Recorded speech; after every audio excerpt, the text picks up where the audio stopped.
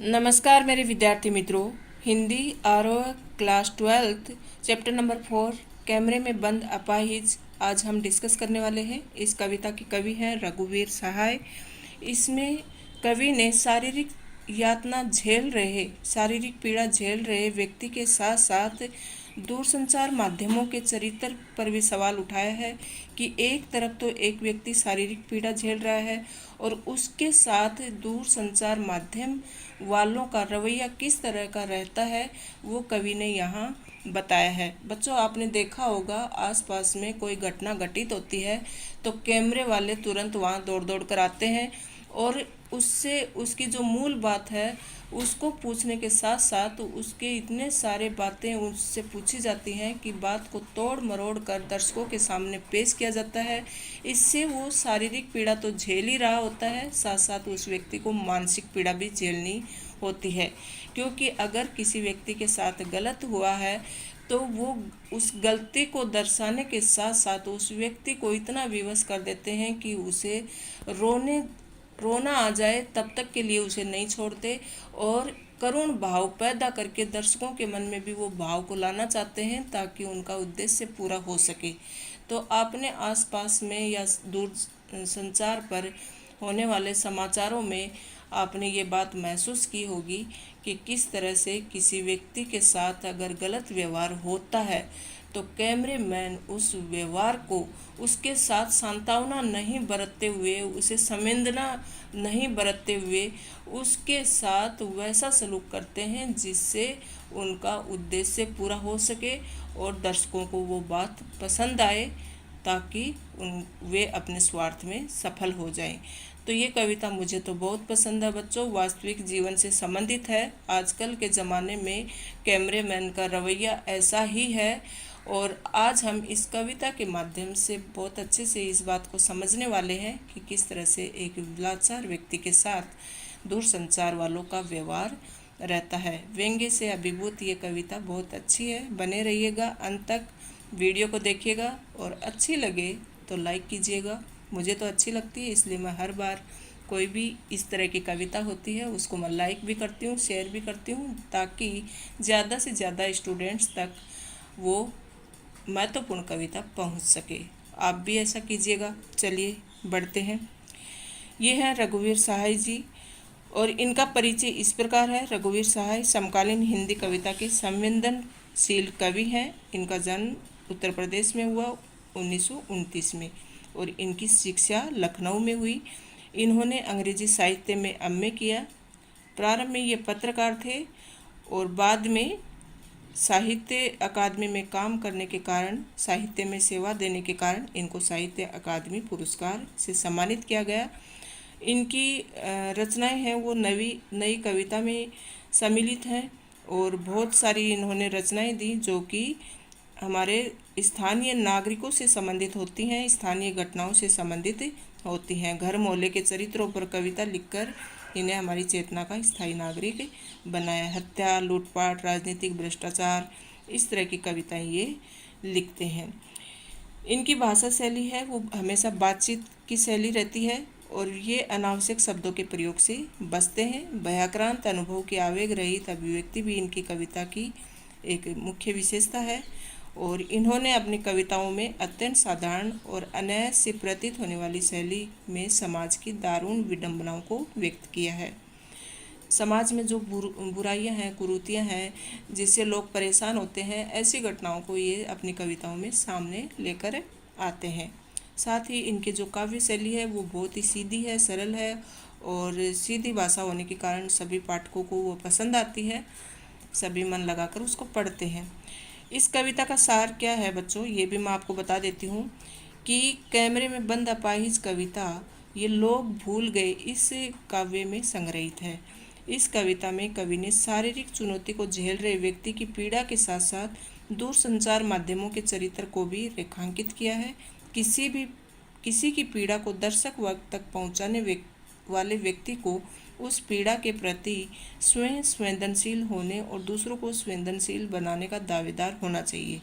लेकिन आज विडंबना क्या है कि जब पीड़ा को पर्दे पर उभारने का प्रयास किया जाता है तो कारोबारी दबाव के तहत प्रस्तुतकर्ता का रवैया संवेदनशील हो जाता है। ये कविता टेलीविज़न स्टूडियो के भीतर की दुनिया को समाज के सामने प्रकट करती है, साथ ही उन सभी व्यक्तियों की तरफ इशारा करती है जो दुख, दर्द, यातना, वेदना आदि को बेचना चाहते हैं।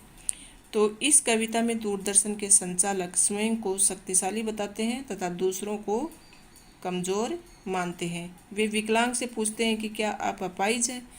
आप अपाहिज क्यों हैं? आपको इससे क्या दुख होता है? ऊपर से वह दुख भी जल्दी बताइए क्योंकि समय नहीं है। प्रश्नकर्ता इन सभी प्रश्नों के उत्तर अपने हिसाब से चाहता है। इतने प्रश्नों से विकलांग घबरा जाता है और प्रश्नकर्ता अपने कार्यक्रम को रोचक बनाने के लिए उसे रुलाने की कोशिश करता है ताकि दर्शकों में करुणा का भाव जाग सके और इसी से उसका उद्देश्य पूरा होगा। वह इसे सामाजिक उद्देश्य कहता है, परंतु पर्दे पर वक्त की कीमत है। वाक्य से उसके व्यापार की पोल खुल जाती है। चलिए कविता की शुरुआत करते हैं। तो शुरू में कवि बताते हैं, हम दूरदर्शन पर बोलेंगे, हम समर्थ शक्तिवान, हम एक दुर्बल को लाएंगे एक बंद कमरे में, उससे पूछेंगे तो आप क्या अपाहिज हैं? तो आप क्यों अपाहिज हैं? आपका अपाहिजपन तो दुख देता होगा। देता है? कैमरा दिखाओ इसे बड़ा बड़ा। हाँ तो बताइए आपका दुख क्या है? जल्दी बताइए। वह दुख बताइए, बता नहीं पाएगा। तो इस पैराग्राफ में क्या बताते हैं कि जो मीडिया वाले जो होते हैं उनकी मानसिकता को दर्शाते हुए कवि बताते हैं कि मीडिया के लोग स्वयं को समर्थ और शक्तिशाली मानते हैं। वे ही दूरदर्शन पर बोलते हैं। अब वे एक बंद कमरे और स्टूडियो में एक कमज़ोर व्यक्ति को बुलाएंगे और उससे प्रश्न करेंगे। क्या प्रश्न करेंगे? तो हम एक दुर्बल को लाएंगे एक बंद कमरे में। तो जो मीडिया वाले हैं अपने आप को बहुत शक्तिशाली मानते हैं कि हम मतलब समाज में जितने भी दुखी लोग हैं उनको समाज के सामने हम लाते हैं, हम उनकी भलाई करते हैं, हम उनको उस दुख से बाहर निकालने का काम करते हैं, इसलिए हम शक्तिशाली हैं। लेकिन क्या करते हैं वो लोग? वो कहते हैं कि हम एक बंद कमरे में एक अपाहिज को मतलब एक विकलांग व्यक्ति को लाएंगे और उससे पूछेंगे क्या आप अपाहिज हैं? मतलब वो पहले से अपाहिज है फिर भी उससे पूछेंगे कि आप अपाहिज हैं, और आप अगर अपाहिज हैं, विकलांग हैं तो क्यों हैं? आपका अपाहिजपन तो दुख देता होगा और आप विकलांग हैं इसलिए आपको बहुत दुख होता होगा। आपको चलने फिरने में तकलीफ होती होगी, आपको लोग कुछ ना कुछ कहते होंगे, तो आपको तो बहुत दुख होता होगा। तो इस तरह से उसकी मतलब मानसिकता को चोट पहुंचाने का काम कैमरेमैन यहाँ पर कर रहे हैं। तो उससे अपाहिजपन इसका उत्तर नहीं दे पाएगा, जिसकी वजह से वह चुप रहेगा। और इस बीच प्रश्नकर्ता कैमरे वाले को निर्देश देता है कि इस अपाहिज को स्क्रीन को बड़ा बड़ा करके इसको दिखाओ। और फिर वापस पूछते हैं, हाँ तो बताइए आपका दुख क्या है? आपको किस बात का दुख है? जल्दी बताइए। वह दुख बताइए, बता नहीं पाएगा। तो इससे वो उसको बार बार परेशान करते हैं और कहते हैं तो अभी बताइए आप, क्योंकि अपाहिज को एकदम कैमरा बड़ा करके स्क्रीन को बड़ा करके उसको स्क्रीन पर दिखाते हैं और फिर उससे वापस पूछते हैं कि तो हाँ आप बताइए आपका दुख क्या है और जल्दी बताइए, हमारे पास उतना समय नहीं है। लेकिन वह बेचारा इतना लाचार है कि वह बता नहीं पाएगा, उसको और ज़्यादा दुख होगा और अब इससे उत्तर नहीं दे पाएगा क्योंकि ये प्रश्न उसका मजाक उड़ाते हैं। समझ में आया बच्चों? यहाँ तक आपको अच्छे से समझ में आया होगा। चलिए आगे बढ़ते हैं। सोचिए, बताइए आपको अपाहिज होकर कैसा लगता है? आगे क्या बोलते हैं कैमरे वाले कि आपको अपाहिज होकर कैसा लगता है? आप इस बारे में क्या सोच रहे हैं? आप विकलांग हैं तो आपको विकलांग होकर कैसा लगता है? कैसा यानी कैसा लगता है? हम खुद इशारे से बताएंगे कि क्या ऐसा सोचिए, बताइए। तो कैमरामैन कैसे होते हैं? वो खुद इशारा करते हुए अलग अलग भाव प्रक्रियाएं करते हुए बताते हैं कि भाव भंगिमाएं दिखाते हुए कि क्या ऐसा लगता है, क्या ऐसा लगता है। और थोड़ी कोशिश करिए, ये अवसर खो देंगे। मतलब वो उनका उद्देश्य क्या है कि हम इस तरह से बात करें ताकि वो कैमरे वाला कुछ तो बोले और उसको रुलाई आ जाए। तो उसको उस बोलने की कोशिश करवाते हैं कि वो मुंह खोले। तो क्या कहते हैं कि मीडिया के लोग अपाहिज से बेतुके सवाल करते हैं। ये अपाहिज से पूछते हैं कि अपाहिज होकर आपको कैसा लगता है, ये बात सोचकर बताइए। यदि वह नहीं बता पाता तो वे स्वयं ही उत्तर देने की कोशिश करते हैं और वे इशारे करके बताते हैं कि क्या उन्हें ऐसा महसूस होता है। फिर वापस पूछते हैं कि कोशिश करके बताइए, यदि आप इस समय नहीं बता पाएंगे तो सुनहरा अवसर खो देंगे। तो अपाहिज के पास इससे बढ़िया मौका नहीं हो सकता वह अपनी पीड़ा समाज के सामने रख सके। मीडिया वाले कहते हैं कि हमारा लक्ष्य अपने कार्यक्रम को रोचक बनाना है और इसके लिए हम ऐसे प्रश्न पूछेंगे कि वह रोने लगेगा।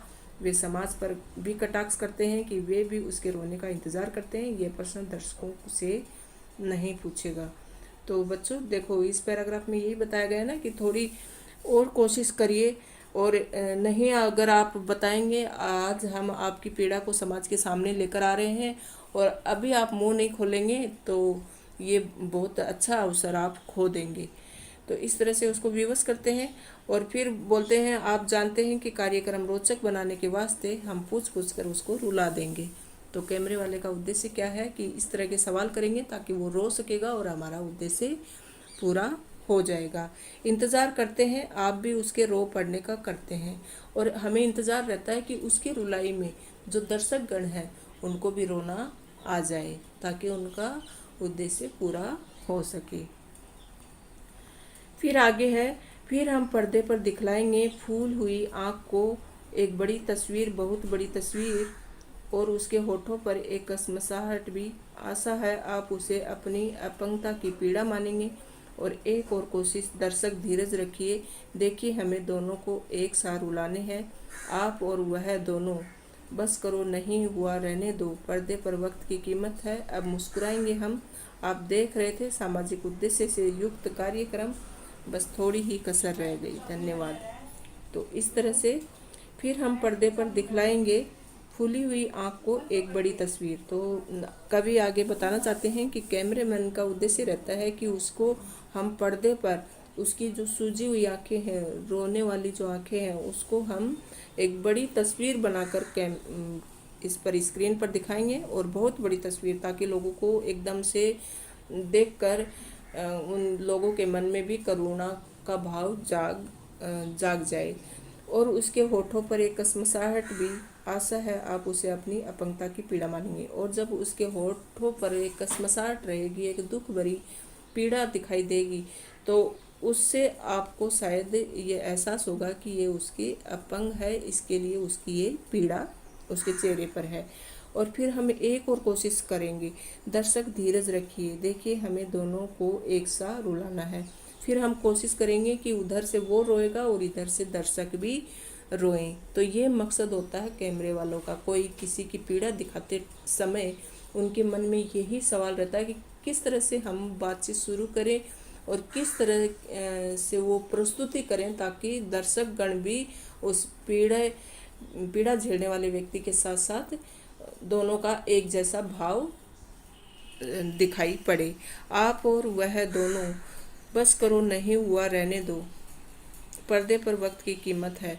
तो इस तरह से मतलब बाद में बोलते हैं कि रुलाने की कोशिश करते हैं, तभी वे निर्देश देते हैं कि आप कैमरा बंद कर दो। यदि अपाहिज अपना दर्द पूर्णतः व्यक्त न कर पाया तो कोई बात नहीं, पर्दे का समय बहुत महंगा है, कि उनके पास उतना समय भी नहीं होता है कि वो मतलब कोशिश करते ही जाएं। बोलते हैं कि अब कैमरा बंद कर दो, क्योंकि हमारे पास उतना टाइम नहीं है, क्योंकि उनको और किसी के पास भी जाना होता है, उनको तो और देखना होता है कि कहाँ पे उनका उद्देश्य पूरा हो सके। तो वो तो दौड़ते रहते हैं, भागते रहते हैं आगे से आगे। तो इस कार्यक्रम के बंद होते ही दूरदर्शन में कार्यरत सभी लोग मुस्कुराते हैं और ये घोषणा करते हैं कि आप सभी दर्शक सामाजिक उद्देश्य से भरपूर कार्यक्रम देख रहे थे। इसमें थोड़ी सी कमी ये रह गई कि हम आप दोनों को एक साथ रुला नहीं पाए। फिर भी ये कार्यक्रम देखने के लिए आप सबका धन्यवाद, है ना। तो ये देखो लास्ट में करते हैं ना, बस करो, नहीं हुआ रहने दो, पर्दे पर वक्त की कीमत है। तो जब वो नहीं रो पाता है, उसको कोशिश करते हैं, फिर भी पीड़ा झेलने वाला विकलांग व्यक्ति नहीं रो पाता है, तो बोलते हैं कि अभी कैमरा को बंद करो, अब हमारे पास उतना समय नहीं है, अब बहुत हुआ। लेकिन आप देख रहे हैं कि सामाजिक उद्देश्य से हमारा उद्देश्य जो था, आपको और हम इसको एक साथ रुलाना चाहते थे अपाहिज व्यक्ति को, लेकिन ये उद्देश्य में हम सफल नहीं हो पाए, थोड़ी सी कमी रह गई। पर कोई बात नहीं, आपने इस कार्यक्रम को देखा, उसके लिए दिल से धन्यवाद। तो इस तरह से वो मन ही मन, कैमरे वाले मन ही मन जनता का धन्यवाद करते हैं कि वो उनके कार्यक्रम को देखती है। चलिए शुरू करते हैं। पहला प्रश्न है, कैमरे में बंद अपाहिज करुणा के मुखौटे में छिपी क्रूरता की कविता है, विचार कीजिए। ये प्रश्न बहुत बार आया है बच्चों, इसके लिए इसको अच्छे से समझ लेना। इसको इस तरह से भी पूछ सकते हैं, कैमरे में बंद अपाहिज में निहित क्रूरता को उजागर कीजिए। तो इसका उत्तर इस प्रकार है, ये कविता मानवीय करुणा तो प्रस्तुत करती ही है, साथ ही इस कविता में उन लोगों की बनावटी करुणा का वर्णन भी मिलता है जो दुख दरिद्रता को बेचकर यश प्राप्त करना चाहते हैं। एक अपाहिज व्यक्ति के साथ झूठी सहानुभूति जताकर उसकी करुणा का सौदा करना चाहते हैं। एक अपाहिज की करुणा को पैसे के लिए टीवी पर दर्शाना वास्तव में क्रूरता की चरम सीमा है।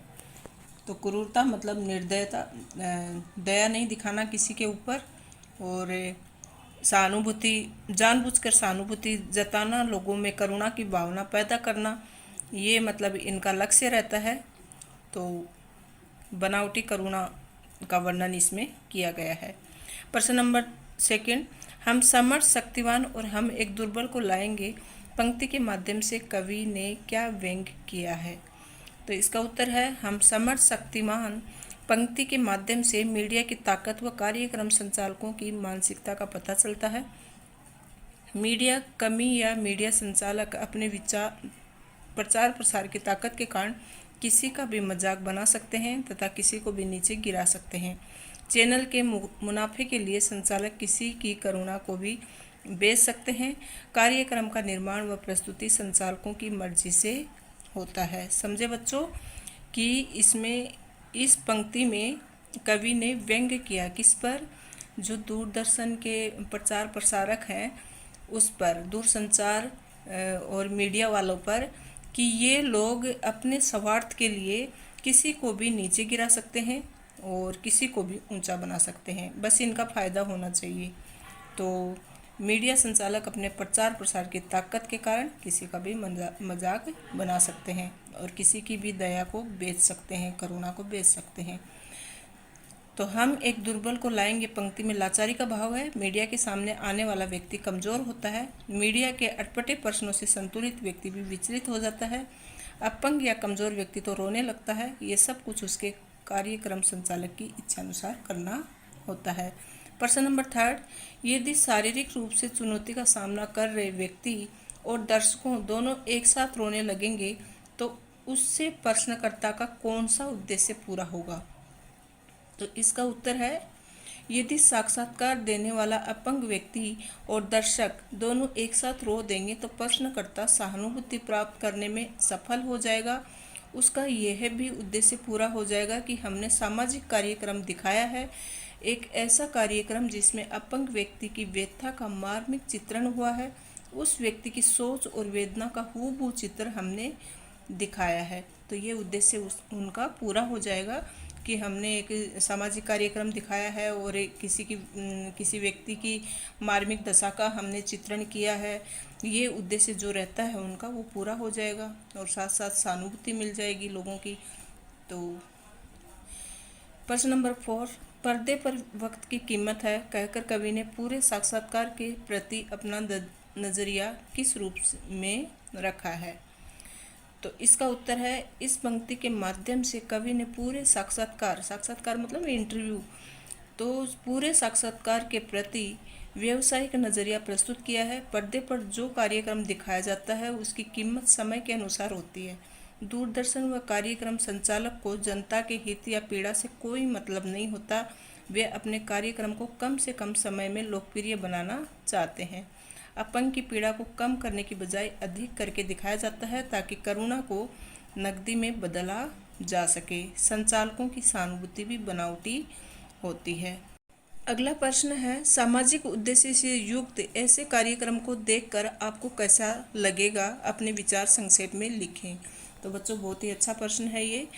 सामाजिक उद्देश्य से युक्त ऐसे कार्यक्रम को देखकर मुझे दुख होगा। सही में मुझे भी दुख हुआ ये कविता जब मैंने पढ़ी, और ये सही में वास्तविकता से संबंधित है, ये वास्तविक है, ये रियलिटी है आज के युग में, कि लोगों का दुख कम नहीं किया जाता है। जो दुखी हैं उनका दुख कम नहीं किया जाता है, बल्कि उनको और अधिक दुखी बनाया जाता है। अपने स्वार्थ के लिए लोग ऐसा करते हैं। तो ऐसा कार्यक्रम देखकर मुझे दुख होगा। ऐसे कार्यक्रम किसी की सहायता नहीं करते, ये सिर्फ अपनी लोकप्रियता बढ़ाना चाहते हैं ताकि वे अधिक से अधिक धन कमा सकें। ऐसे कार्यक्रम बनाने वालों का उद्देश्य समाज सेवा नहीं होता, वे मात्र संवेदना बेचना चाहते हैं। ऐसे कार्यक्रमों पर तुरंत रोक लगानी चाहिए। दर्शकों को भी ऐसे कार्यक्रमों को सिरे से नकार देना चाहिए। प्रश्न नंबर 6, कार्यक्रम को सफल बनाने के लिए प्रश्नकर्ता क्या सोचता है? तो क्या सोचता है प्रश्नकर्ता? प्रश्नकर्ता तो यही सोचेगा ना कि ये भी रो दे, फिर इसके साथ साथ जनता भी रो दे, तो उसका उद्देश्य सफल हो जाएगा। उत्तर क्या है? प्रश्नकर्ता सोचता है कि यदि अपंग व्यक्ति के साथ साथ दर्शक भी रो देंगे तो उनकी सहानुभूति हमारे चैनल को मिल जाएगी।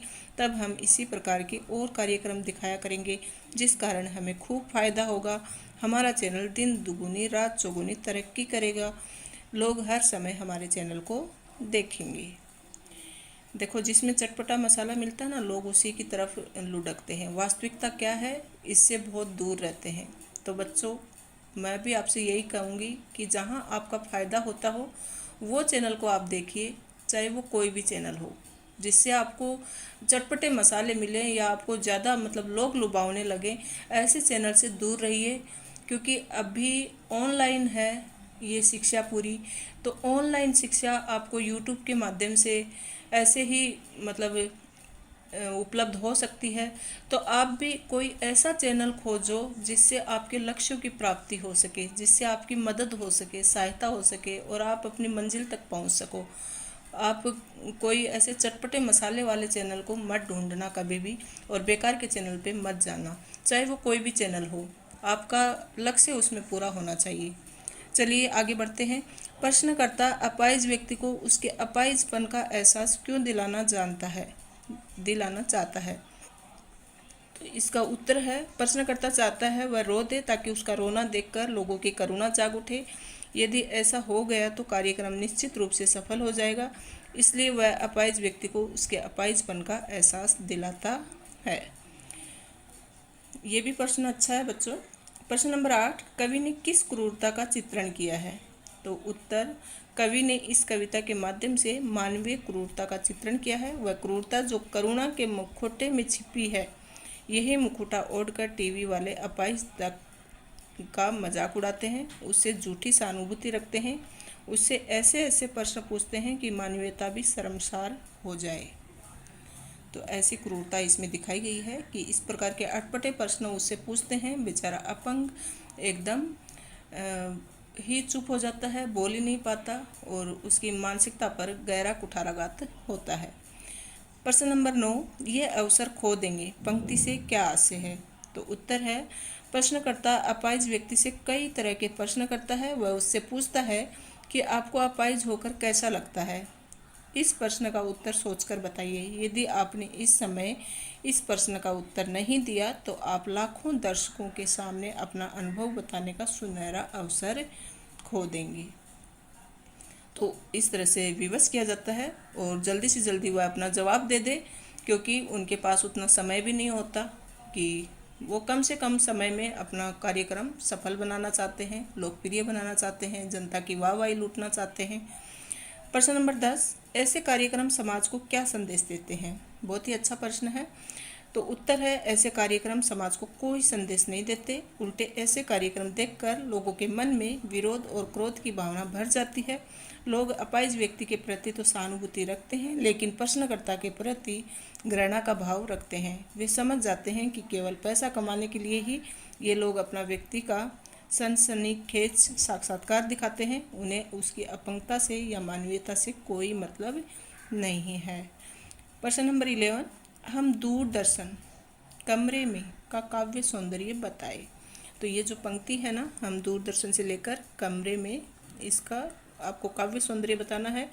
काव्य सौंदर्य बच्चों, मैंने जैसे आपको बताया था कि कविता की सुंदरता किससे है, उसकी भाषा शैली से है, उसमें जो कोई रस है, अलंकार है, ऐसी चीज़ आई है तो उससे उसकी सौंदर्यता बढ़ती है, उसमें भाव कैसा है उससे उसकी सुंदरता बढ़ती है। तो इन पंक्तियों में कैसी सौंदर्यता है? तो इसका उत्तर है, पहला पद कवि के मूल भाव को स्पष्ट करता है। हम शब्द का प्रयोग करके कवि ने इसके काव्य सौंदर्य में अभिवृद्धि की है। यद्यपि कवि ने कुछ विशेष शब्दों का विशेष अर्थों में प्रयोग किया है, तब भी भाषा में कठिनता नहीं है। हम शब्द के माध्यम से कवि ने पत्रकारों और मीडिया के लोगों की जमात का वर्णन किया है। इस पद का प्रत्येक शब्द अर्थ की गंभीरता लिए हुए है, खड़ी बोली है, मुक्त छंद है। तो कैसा काव्य सौंदर्य है कि मतलब हम शब्द का प्रयोग किया है इसमें, तो इसके काव्य सौंदर्य को बढ़ाया है। फिर दूसरा, विशेष शब्दों का अर्थ लिया है, शब्दों को अलग अलग शब्दों का प्रयोग किया है, लेकिन फिर भी भाषा कठिन नहीं लगती, अच्छे से समझ में आ जाती है। और मीडिया और पत्रकारों की जमात का वर्णन किया है। फिर इस पद का प्रत्येक शब्द का कुछ न कुछ अर्थ निकलता है और खड़ी बोली है, मतलब आसानी से हम समझ सके वैसी भाषा इसमें प्रयोग की गई है। प्रश्न नंबर 12, इस कविता में किन अलंकारों का प्रयोग हुआ है? बच्चों, आप अलंकार तो सीख ही लो। अगर आपने अभी तक अलंकार नहीं सीखे हैं तो आप डिस्क्रिप्शन बॉक्स में नहीं, आप कमेंट बॉक्स में ज़रूर लिखें कि अलंकार पढ़ाने की ज़रूरत है, तो मैं अलंकार पर आपको वीडियो प्रोवाइड करवा दूंगी। ठीक है, क्योंकि अलंकार आपके एग्ज़ाम के लिए बहुत महत्वपूर्ण है। तो इस कविता में कौन से अलंकार आए हैं? कवि ने इस कविता में अनुप्रास, पुनरुक्ति प्रकाश, प्रश्न, उदाहरण आदि अलंकारों का स्वाभाविक प्रयोग किया है। कोई भी अलंकार थोपा हुआ प्रतीत नहीं होता। कवि ने भावों के अनुकूल अलंकारों का सुंदर एवं सार्थक प्रयोग किया है। अलंकार योजना की दृष्टि से कविता अनूठी बन पड़ी है। प्रश्न नंबर 13, किस पद में करुण रस चरम पर जा पहुंचा है? तर्क सहित उत्तर दें। बच्चों, रस भी आपको सीखने चाहिए, कौन कौन से, वात्सल्य रस, करुण रस, ये सारे रस हैं इसमें, श्रृंगार रस, वियोग रस। तो इस उत्तर में करुण रस की मतलब ज़्यादा, करुण रस ज़्यादा रूप में प्रयुक्त हुआ है और चरम सीमा पर पहुंच चुका है, तो वो आपको बताना है कि किस तरह से। उत्तर है, जिस पद में प्रश्नकर्ता ये बताता है कि हम अपने कार्यक्रम को रोचक बनाने के लिए उसे रुला देंगे अथवा रोने के लिए मजबूर कर देंगे, उस पद में करुण रस चरम पर जा पहुंचा है। आप जानते हैं कि कार्यक्रम रोचक बनाने के वास्ते हम पूछ पूछ कर उसको रुला देंगे, इंतज़ार करते हैं, आप भी उसके रो पड़ने का करते हैं।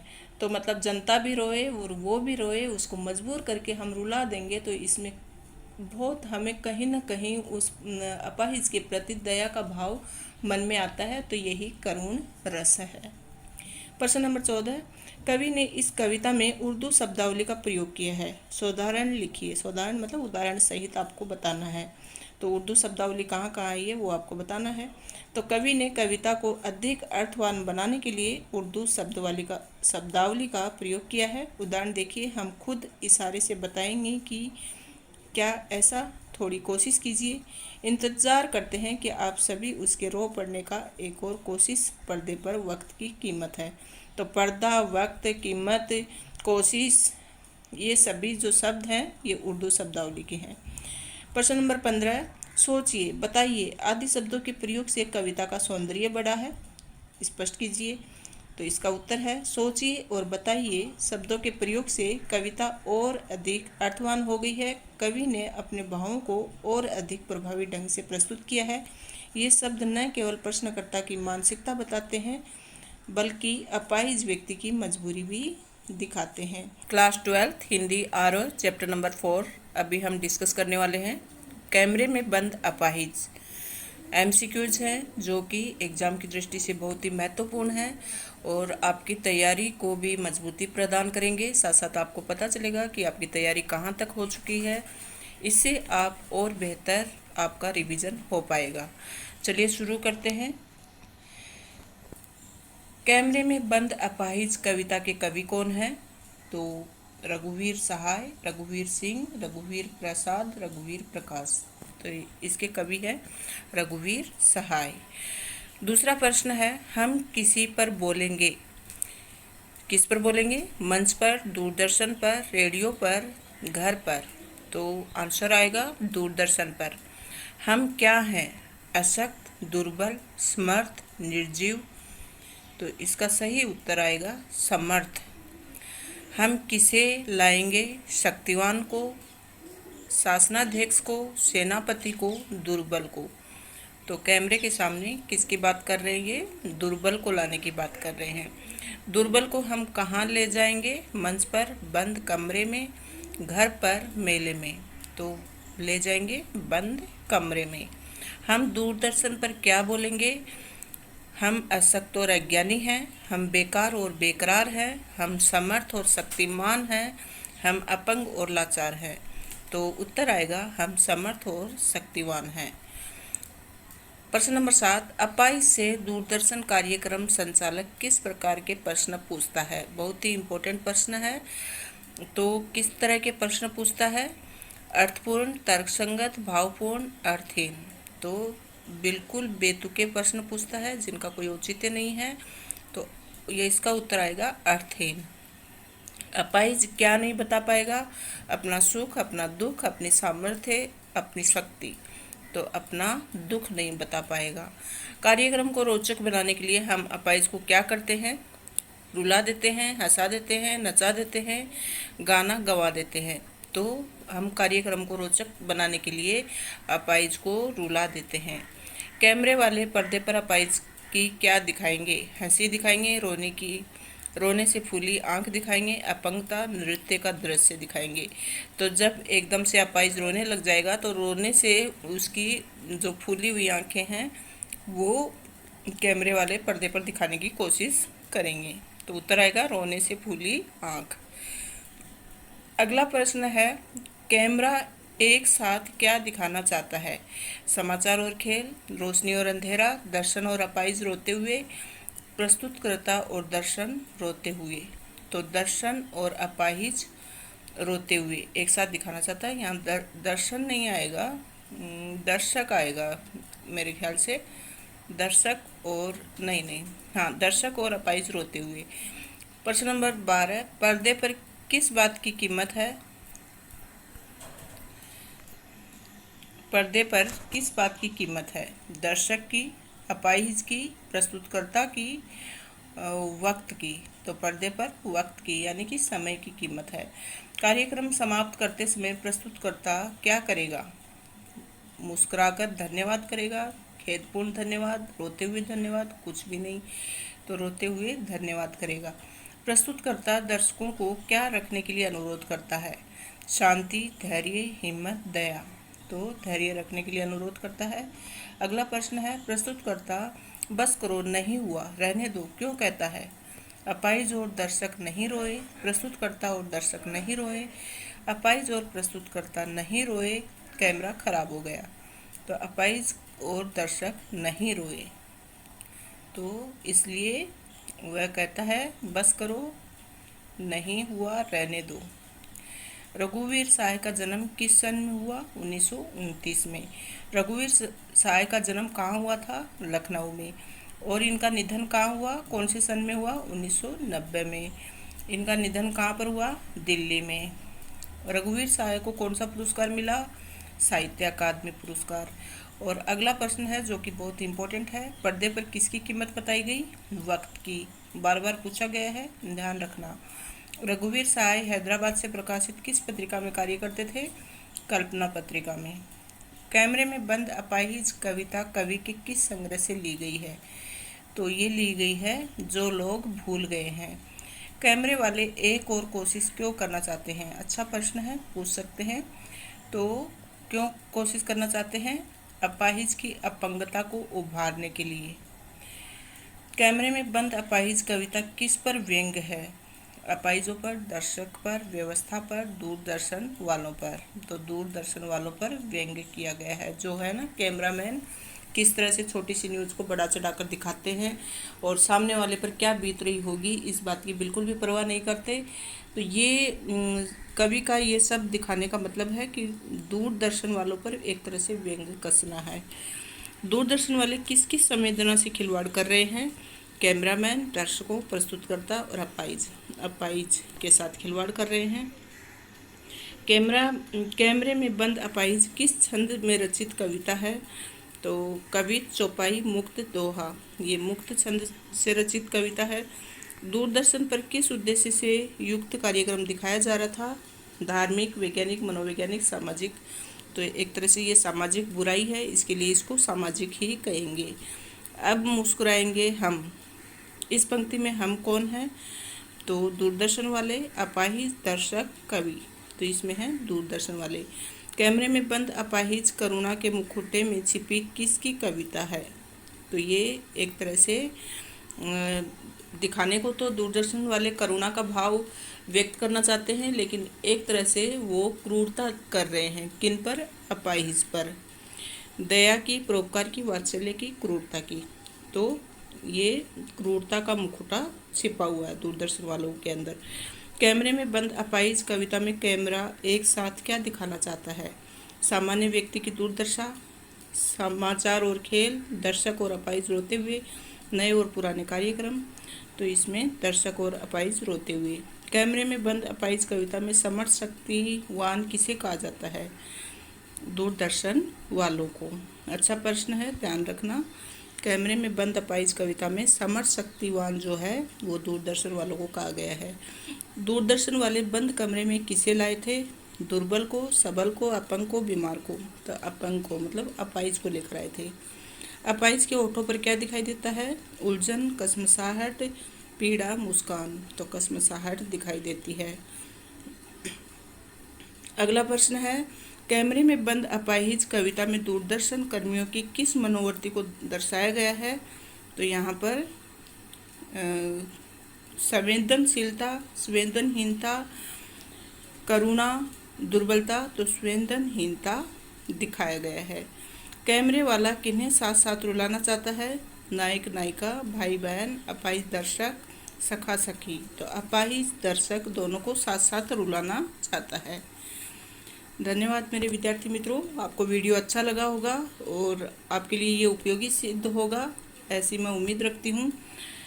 आगे आने वाले वीडियो भी आपके लिए महत्वपूर्ण होंगी, इसके लिए बने रहिएगा। चैनल को सब्सक्राइब करके रखो ताकि सभी वीडियो का नोटिफिकेशन आप तक आ सके। Thank you so much.